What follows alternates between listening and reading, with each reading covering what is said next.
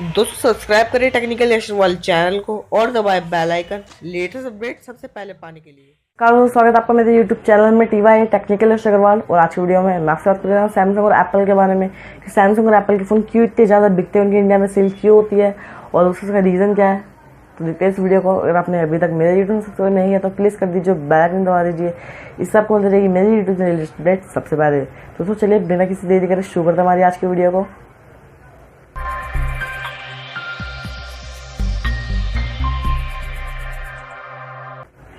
दोस्तों हम पहले बात करते हैं एप्पल के बारे में कि दोस्तों एप्पल का क्यों इतना सेल होता है। दोस्तों उसका सिंपली एक रीज़न है एप्पल का लोगो।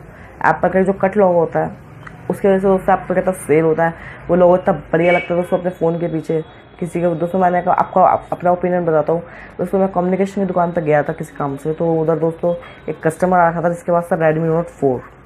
उस टाइम रेडमी नोट 4 लॉन्च हुआ था, नया था फ़ोन बिल्कुल। तो उस फ़ोन के पीछे उसने एक स्टिकर आता है, वो 2 रुपीज़ का स्टिकर आता है, ज़्यादा का नहीं आता। वो स्टिकर दोस्तों फ़ोन के पीछे लगता है जिससे फ़ोन की बिल्कुल लुकिंग चेंज हो जाती है।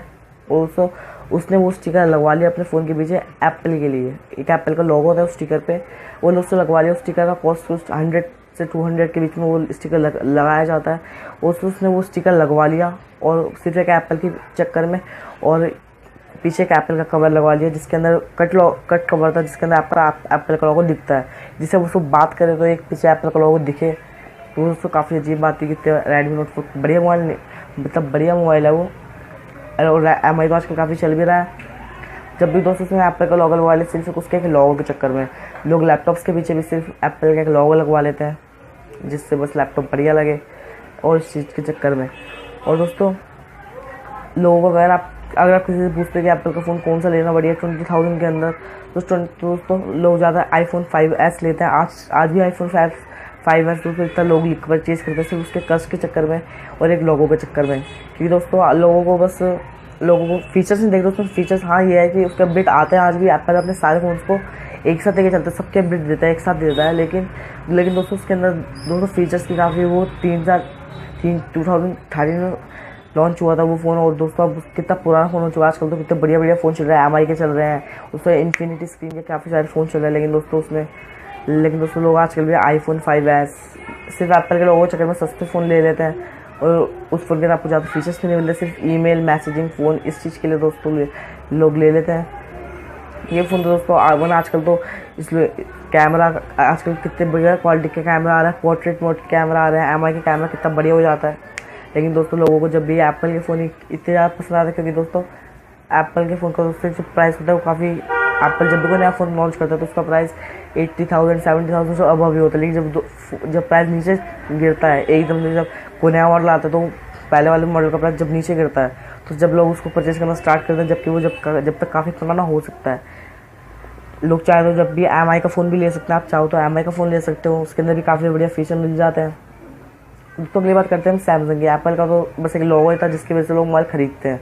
और सैमसंग की तरफ दोस्तों सैमसंग का फ़ोन इतना पुराना हो चुका है और लोगों ने शुरू में सैमसंग के फ़ोन ही यूज़ लिए हैं, इसलिए दोस्तों सैमसंग के फ़ोन की सेल इतनी ज़्यादा आज के टाइम पे भी।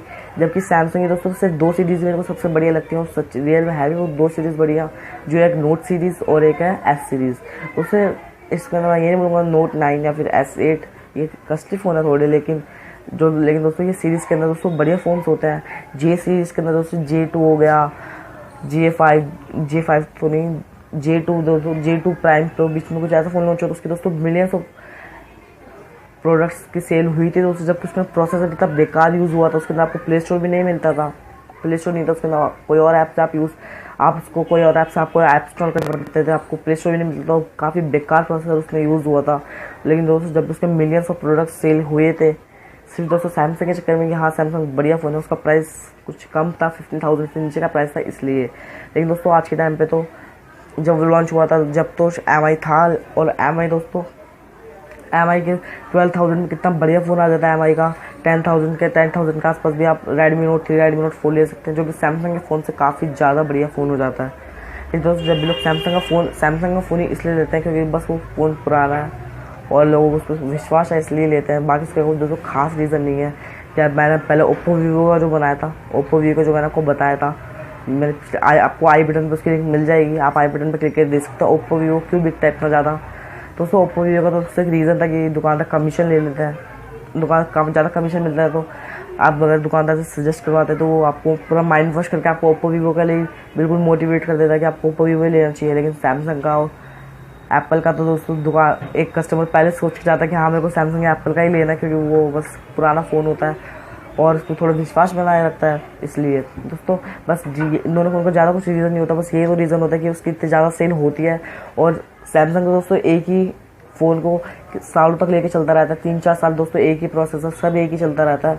बस ऑन सीरीज़ तो दोस्तों बिल्कुल जे सीरीज़ के जैसे ही चलता रहता है, जैसे कि अब J7 मैक्स है और ऑन 7 प्राइम है दोस्तों, बिल्कुल सेम से ज़्यादा बिल्कुल दोस्तों सबसे बेकार फ़ोन था दोस्तों ऑन 7 प्राइम, बिल्कुल J7 से बिल्कुल मैच कर रहा था वो फ़ोन, बस प्राइस का थोड़ा डिफरेंस था, बाकी सब सेम था दोस्तों। ये थी और दोस्तों ये था हमारे दोनों फ़ोन को लेकर कि दोनों फ़ोन क्यों बिकते थे ज़्यादा, सैमसंग और एप्पल का। तो ये थी आज की वीडियो। अगर आज की वीडियो आपको पसंद है तो मेरे को लाइक कमेंट करना मत भूलिएगा और मेरे यूट्यूब को सब्सक्राइब भी कर दीजिए। इससे आपको मिलेगी मेरे यूट्यूब चैनल की लेटेस्ट अपडेट सबसे पहले। Stay tuned with technical.